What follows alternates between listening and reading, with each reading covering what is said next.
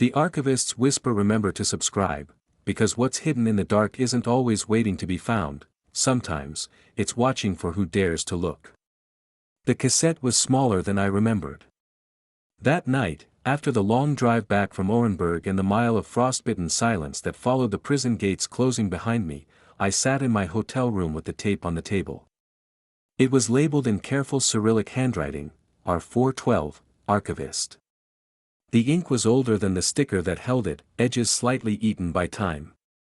I'd told myself I wouldn't press play. Journalists make rules like that sometimes, as if restraint can act as insulation from the things they chase.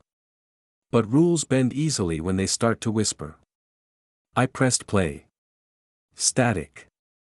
Then a voice, dry, deliberate, measured like steps in an empty hall. This is a record for the ones who listen without permission. If you are hearing me, you are inside already. A shiver ran through me. The voice didn't belong to anyone I had met at Black Dolphin, it had a weight that was more academic than criminal, but underlined by something, broken. My name doesn't matter, the voice continued. They called me the Archivist because I remembered what others wanted to forget. Every confession is a film here, I simply learned how to edit. The tape clicked faintly, as if being touched by unseen fingers. I leaned closer. Do not trust silence. In Black Dolphin, silence is just the pause before playback. The voice stopped.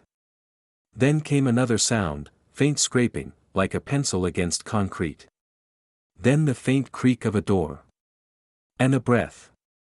Long, patient. Listening. Then it ended. I rewound it, twice, trying to decide if it was a trick, an inmate's prank, or a psychological exercise from the staff. But one detail wouldn't leave me, the echo behind the voice was metallic and deep, the way sound travels in a large, hollow space. Like the corridor near the landing with the red dot. By morning, I couldn't let it go. I called the warden's office, no answer.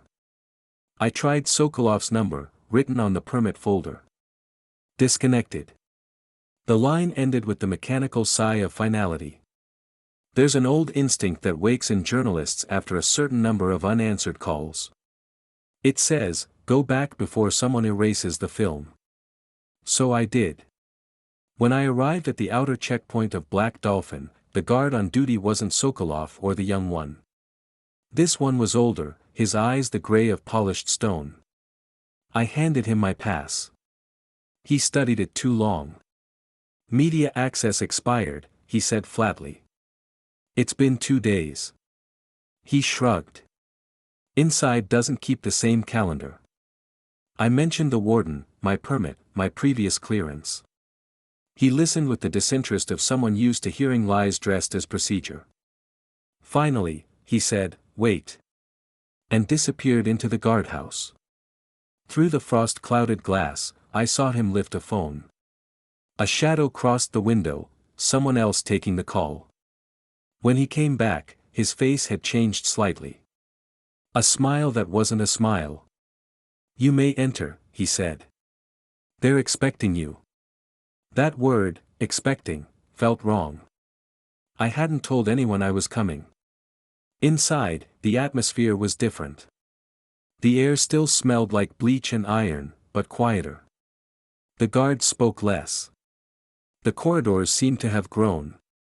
When Sokolov finally appeared at the far end of the hall, it was like seeing a familiar actor playing a different role. His face carried the same stillness, but something in his eyes had turned inward. You came back, he said. I have follow-up questions. He tilted his head. Most people don't. I showed him the cassette. R412. He stared at it for a long time. You listened? Yes. Then it started. What's it? He didn't answer. He gestured for me to follow. We walked down a service passage I hadn't seen before. No cameras here. No red dots. Just the hum of unseen machinery and the pulse of fluorescent tubes. The walls sweated moisture, like the prison itself was breathing. At the end of the hallway stood a steel door with no handle on the outside. Sokolov keyed in a sequence that sounded too practiced to be routine. Inside was a small archive room, shelves, reels, file boxes. The air smelled like rust and tape glue. "This is the old records wing," he said quietly. "Before digital. Before control got clever." He led me to a table stacked with cassettes. Many had numbers, others just letters. And one box, taped shut, marked simply, "Do not play." I nodded toward it. "What's in there?" He hesitated. "Everything the archivist recorded after he was supposed to be transferred." "So he's alive?" Sokolov's jaw tightened. "Depends on your definition." He opened the box. Inside were half a dozen tapes, unlabeled except for a single date written in faded blue ink, November 14th. The most recent one. He slid one into an old player. The hum filled the room. "Entry 412B, the voice began. It was the archivist again.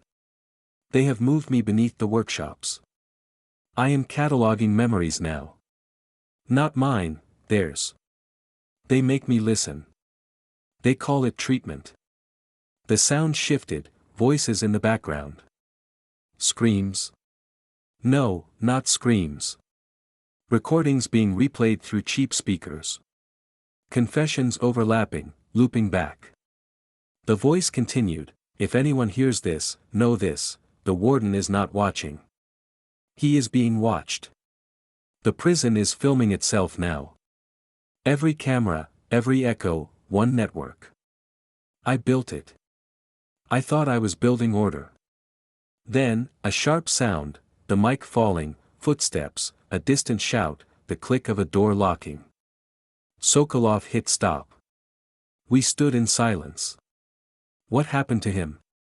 I asked. "Some say he disappeared into the archive tunnels," Sokolov said. "Some say he's still cataloging."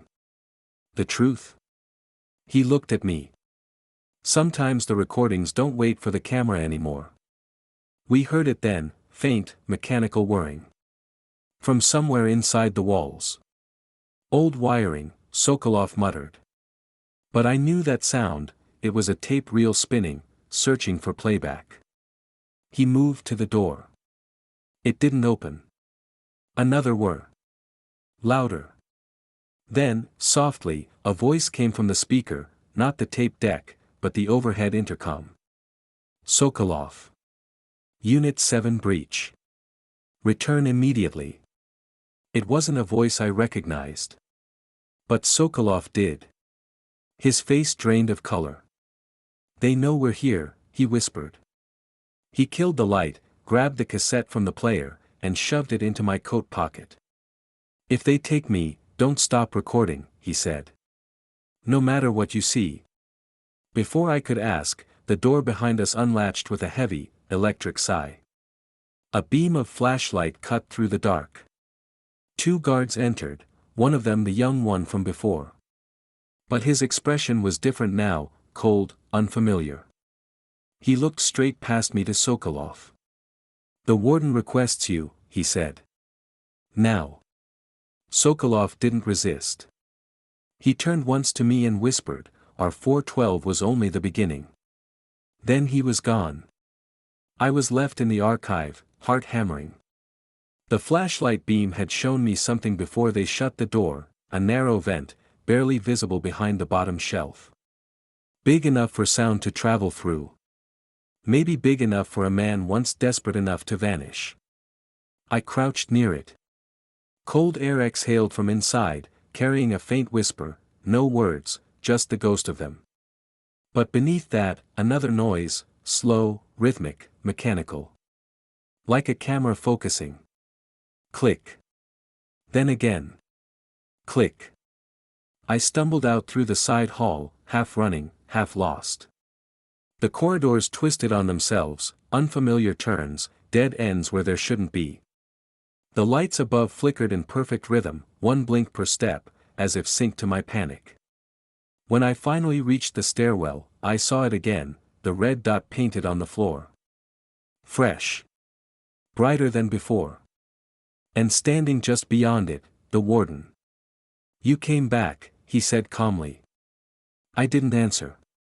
He gestured toward the dot. "Do you know what it marks?"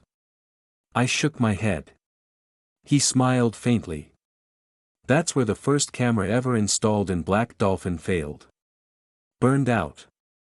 It left a blind spot." A silence. His eyes narrowed. "We don't like silence here. Where's Sokolov?" I asked. "Processing." "What does that mean?" He studied me for a long moment. "You came for truth. Let me show you how it's edited." He turned and walked toward a side door marked control. I followed, every instinct screaming not to. Inside, the walls were covered with screens, hundreds of them, showing every corridor, cell, and stairwell. The feeds looped in slight delays, as if the prison itself was deciding what to reveal. Then I saw it, one feed, bottom right corner, the archive room. Empty. Except for the vent. Something moved there. A flicker of motion. A hand, pale, trembling, reaching out from the dark. The warden smiled. "See? The archivist never left." The hand withdrew. The screen glitched, static, then black. All other monitors flickered once. Then the intercom crackled to life again, but this time the voice wasn't the warden's. "Do not step on the red dot." The lights went out. And somewhere in the darkness, a camera clicked. Once. Then again. And I realized, too late, it wasn't the prison watching me. It was the archivist.